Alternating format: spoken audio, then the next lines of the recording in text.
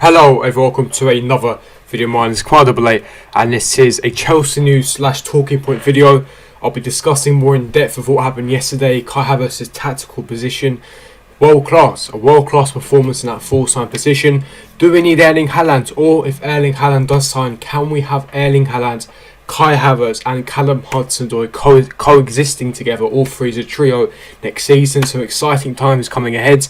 We'll be discussing everything, all the latest Chelsea news, some extra news as well with regarding to transfers, incomings, outgoings, and of course touching upon more of yesterday's game in depth in regards to tactics. But before I do get into it, make sure you smash the like button, subscribe, hit the bell notification, and let's get straight into this news daily / talking point video for you guys. Kai Havertz's tremendous tactical performance yesterday, by far his best performance in a Chelsea shirt. First time he was playing in a false nine, but was he?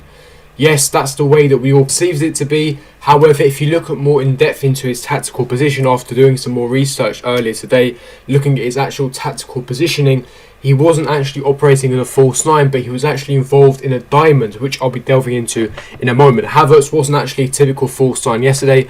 Tuchel's tactics is basically to develop a close resemblance to Cruyff's Barcelona. Now, Cruyff's Barcelona, they used to implement a lot of diamonds in their team with little neat diamonds in the centre. And so far, Tuchel has gone with either a box midfield or a diamond midfield. And as you can see right now, he was part of a diamond. He wasn't actually in a proper false nine position. He was more of a player that was dropping in the pocket. As you can see, Havertz was dropping in the pockets in between the line and Werner to run off the shoulder, and you have that trio, that diamond linking up with your Azpilicuetas, your Kovacic, your Jorginho. Azpilicueta was acting as that overlapping centre-back, inverted centre-back, forming the diamond alongside Kovacic, with Andres Christensen and Kurt Zouma acting as two centre-backs, forming a 2-1-2-1-4 formation when we had possession. You can see Havertz dropping in a bit like what Firmino does for Liverpool, linking up the play with Kovacic, Azpilicueta. It allows the fullbacks and the wing-backs in Alonso, Reece James to essentially produce the width, like so Callum Hudson-Odoi and Werner running in behind, utilising their acceleration, utilising their pace, their skills, etc., running off the shoulder, causing Everton all sorts of problems. I mean, it was really impressive. Everton couldn't deal with it. It was by far Kai Havertz's best performance. He could have easily bagged the hat-trick this game. The first goal, for me, it should have been down as a Kai Havertz goal. It was given as non-goal. He won a penalty during the game, and also he had a goal ruled out by VAR because it hit him on the arm slightly again. But the annoying part is there's no consistency. That's why I'm more annoyed at the fact there's no consistency.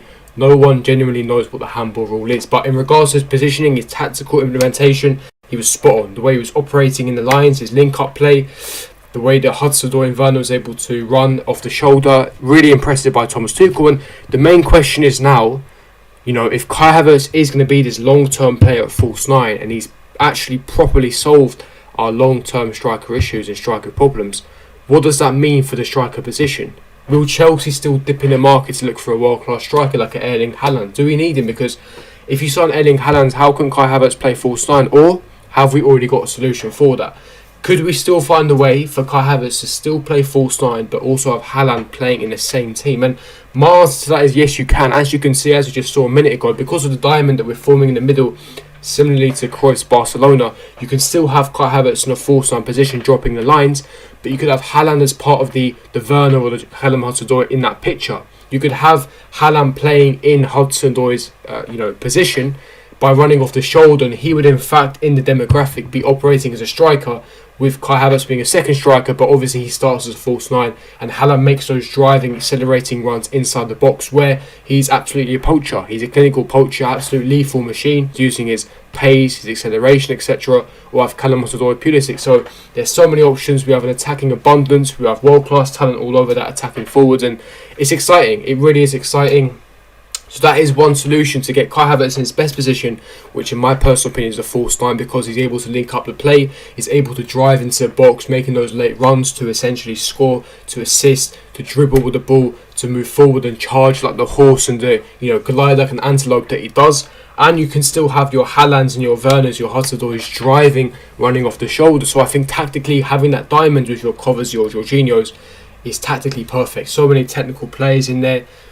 It's beautiful. It's beautiful. That's one tactical way we can still implement Kai Havertz in his best position while also having Erling Haaland in the team as well. Because I've seen a lot of people on social media and Twitter especially saying, oh, you know, we've found Kai Havertz's best position. We don't need a striker anymore. Let's relax. Let's relax. It's been one game. It's been one game. We need to see more games with Kai Havertz there. But something tells me this was worked. This was in the works for a long time. Something tells me this is, you know, utilised and worked in, you know, in Cobham training, because, you know, Kai Havertz, the way that he was so perfect in that position, it's like as if he had so much experience and practice in that position, and it was his best position in Bayer Leverkusen. But the way he had the link up and the chemistry with the forward line it was, you know, sumptuous. It was sublime. So again, I think that's Kai Havertz's best position. Tactically, Thomas Tuchel had it spot on, and Carlo Ancelotti came out and said, you know, they couldn't deal with the quality in the counter press Chelsea had. The counter press is key for this. To play this formation, your counter press has to be on point. As soon as you lose possession, you have to have 3 or 4 players swarming the ball to, you know, quickly retain that possession. And that's exactly what we did in yesterday's game. Now let's move on to some Chelsea news in the video for you guys for the last part of this video. And there is news on Achraf Hakimi. Now, this was written by Mark Ogden. Mark Ogden, he writes for the Telegraph English publication. And he's saying that Chelsea and Arsenal are interested in signing Achraf Hakimi from Inter Milan, as their whole club and structure, financial structure, is in absolute turmoil. Chelsea are interested in signing him. And the main question is, do we need Achraf Hakimi? Chelsea were actually interested, long-term admirers of him before the emergence of Reece James. I mentioned this in previous videos. However, we didn't opt to go for him because of the emergence of Reece James. Now the question is, where would Hakimi play if we signed him? Now, rumours, as you delve into the article, they're stating that he could play in the midfield position, or he could play as a winger, because Chelsea are going to be reverting back to a 4-3-3 next season. That is what Thomas Tuchel wants. That is his long-term plan for Chelsea. He wants to switch to a forward-back formation. So, of course, Hakimi being a natural wing-back, you know, we're not going to play a wing-back system anymore. We do now, but we're not going to in the long term. So he's not defensively good enough to play full-back. So that leaves and begs the question, should he play winger or midfield? And that is the 2 possible places he can play. But again, do we need a midfielder? Does he suit the characteristics and have the attributes to play midfield? I don't believe he does. But as a backup winger, I believe he could. I think that if he was available at a cheap price, which is possible because Inter Milan do need the finances, they need to raise the cash because of this COVID pandemic. A lot of clubs have been hit hard financially. I think Hakimi would be available at around £25 to £30 million price range. Would Chelsea be interesting? Would you be interested? Would you want Hakimi at Chelsea? Do we even need him? Leave me your thoughts, opinions in the comment section below. Personally, no way is this a priority. I personally wouldn't go for it. I think that he's a very good player. In a wing-back system at the 3-back, he would thrive. But I think that other priority positions like your Erling Haaland, I think we need a world-class centre-back. And I think there's other positions in the team that Chelsea need addressing, you know, potentially goalkeeper, that I think that is a last priority. It's more of a luxury signing that we don't need. We have an abundance of talent. We have an abundance amount of wingers. We don't need more utility players. I think that, yes, he would be available at a good price for the quality of player that he is, but I don't think that's currently what Chelsea need at this current moment in time. So for me, I would avoid it. Arsenal, Manchester United are also interested in him, so it could be a three-way battle. I think Chelsea shouldn't be too interested in signing him. I think that, as I said, there's other priorities that we need to strengthen. We need to bolster the squad in other positions and areas, and so that would be more of a last resort signing. But what do you guys think? Leave me your thoughts and opinions in the comment section below. If you did enjoy this news early and tactical analysis video of yesterday's game, leave me your thoughts and opinions in the comment section below. Do you agree with everything I said? Do you think Kai Havertz is that world-class, false-9, long-term solution? Or do you think that you want to see more of Kai Havertz there? Do you think that you're not too convinced yet? Do you think he's better at a number 10 position and then have Erling Haaland as a striker? Or do you agree with me and say that Kai Havertz should be more of a false-9 player, dropping in between lines, dropping in the pockets of spaces, and having Haaland, Werner, Hudson-Odoi, Pulisic running off the shoulder and playing him in a more advanced role? And then, of course, it allows Kai Havertz to arrive late in the box. Would you want Hakimi at Chelsea? Leave me your thoughts, opinions in the comment section below.